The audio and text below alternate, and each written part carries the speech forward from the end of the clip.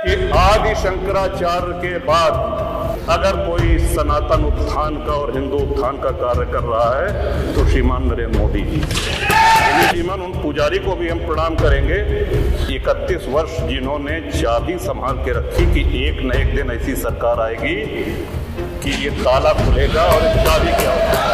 कई दिनों से हम देख रहे हैं कि माहौल बिगाड़ने का प्रयास हो रहा है। हल्द्वानी तक का उदाहरण दिया गया इस हाउस में। बाबर, गजनी, गोरी, औरंगजेब लुटेरे दीवार के ऊपर शिखर तोड़ करके गुम्बद बना देने से ये गंगा जमुनी तहजीब नहीं होती। अल्लामा इकबाल पहले वो व्यक्ति थे जिन्होंने कहा कि हिंदू और मुसलमान एक साथ नहीं रह सकते। ऐ याद रोते गंगा वो दिन है याद तुझको उतरा तेरे किनारे जब कारवां हमारा, चीनो अरब हमारा, हिंदुस्तान हमारा, मुस्लिम है हम, वतन है सारा जहां हमारा। ये है हम ही क्या धर्मार्थ कहते रहेंगे, सभी कुछ हो मौन सहते रहेंगे कि धर्म को देंगे बल अन्य जन भी तजेंगे क्रूरता छल अन्य जन भी। अगर बाबर और औरंगजेब की अनुसरण करेंगे, उनका अनुकरण करेंगे, तब तो शांति की कोई गारंटी नहीं। कुछ बातें यहाँ पे गलत कही गई हैं, सत्य से परे कही गई हैं और कुछ आधी अधूरी बातें करी गई हैं, जिससे बाहर एक भ्रम और भ्रांति वाली स्थिति भी बनती है। श्रीमान, जैसा कि हमने महामहिम राज्यपाल के अभिभाषण में कहा था कि प्रभु श्री राम की चर्चा सर्वाधिक हुई, बहुत अच्छी बात है। डॉक्टर लोहिया को मानने वाले लोग भी ये मानेंगे कि डॉक्टर लोहिया ने जन सामान्य को भगवान श्री राम के आदर्शों पर चलने की प्रेरणा देने के उद्देश्य से प्रतिवर्ष रामायण मेले का आयोजन किया करते थे। डॉक्टर लोहिया का ही एक ये बयान था कि बाबर, गजनी, गोरी, औरंगजेब लुटेरे थे, रसखान और रहीम हमारे पूर्वज थे।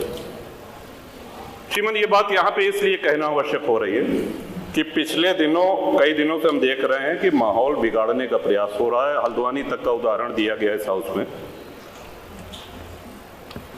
सरकार अपनी जगह पे पूरा प्रयास करती है कि हमारे राज्य में कोई उपद्रव न हो, अशांति न हो, लेकिन कहीं ना कहीं एक ये आभास हो रहा है हमको कि माहौल खराब करने का एक प्रयास हो रहा है। बात की गई श्री राम जन्मभूमि की, साक्षात भगवान श्री राम ने अवतार लिया।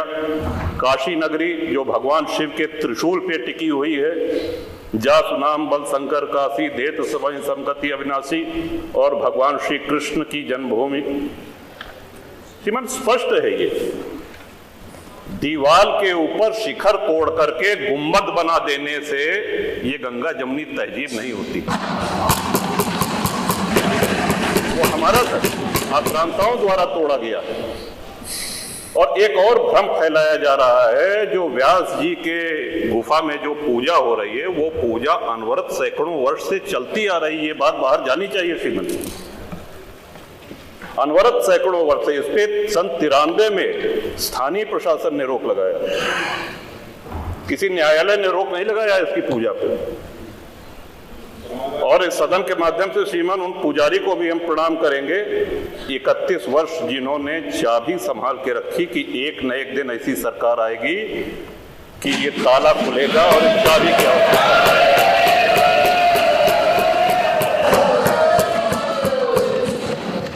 अल्लामा इकबाल, फिर वही होता है कि आधा अधूरा बोल दिए जो है पूरा बोलना चाहिए। अल्लामा इकबाल पहले वो व्यक्ति थे जिन्होंने कहा कि हिंदू और मुसलमान एक साथ नहीं रह सकते। पाकिस्तान के आइडियोलॉजिकल फादर, इसने कहा कि मुस्लिमों को अलग देश चाहिए। जिन्ना को रास्ता बताने वाले, जिन्ना को उकसाने वाले, और पाकिस्तान के पक्ष में भारत के मुसलमानों ने वोटिंग करी, जिसमें 98% लोगों ने कहा कि हिंदू और मुस्लिम साथ साथ नहीं रह सकते। इस बात पे लेकर के बंटवारा हुआ और सारे जहां से अच्छा जो कविता सुनाई गई वो अधूरी है। 2 पंक्ति उसकी हम भी सुना दे रहे हैं कि ऐ आब रूद गंगा वो दिन है याद तुझको उतरा तेरे किनारे जब कारवां हमारा। कि गंगा के वो मैदान तुमको याद है जब हमारा कारवां उधर से आक्रांताओं का कारवां आया था। ऐ आब रूद गंगा वो दिन है याद तुझको उतरा तेरे किनारे जब कारवां हमारा, चीनो अरब हमारा, हिंदुस्तान हमारा, मुस्लिम है हम, वतन है सारा जहां हमारा। ये तरानाए मिल्ली की पंक्तियां हैं, अल्लामा इकबाल ने 1910 में लिखी थी शिवन। हम ही क्या धर्मार्थ कहते रहेंगे, सभी कुछ हो मौन सहते रहेंगे कि धर्म को देंगे बल अन्य जन भी, तजेंगे क्रूरता छल अन्य जन भी। श्रीमान, हिंदू तो सर्वसमावेशी है,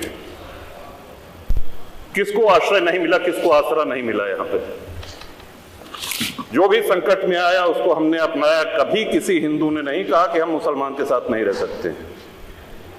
उल्टा जब बंटवारा हुआ, धर्म के आधार पे हुआ, पाकिस्तान बना, जो मुस्लिम वहां जा रहे थे, हिंदुओं ने उनको रोकने का काम किया कि आप रहिए हमारे साथ, भाई भाई बन के रहिए। इस संवेदनशीलता को रसखान जी, अब्दुल रहीम खान खाना, इनके आदर्शों पे चलेंगे तब अच्छा वातावरण, अच्छा माहौल बनेगा। अगर बाबर और औरंगजेब की अनुसरण करेंगे, उनका अनुकरण करेंगे, तब तो शांति की कोई गारंटी नहीं। मैं फिर से पुनः बधाई देता हूं, इस बजट का समर्थन करता हूं और माननीय योगी जी की सरकार को बधाई देता हूं। और ये हम लोगों का सौभाग्य, इस पीढ़ी का सौभाग्य है कि अपने जीवन काल में भगवान श्री राम के भव्य मंदिर का और मेरा ये भी मानना है कि आदि शंकराचार्य के बाद अगर कोई सनातन उत्थान का और हिंदू उत्थान का कार्य कर रहा है तो श्रीमान नरेंद्र मोदी जी।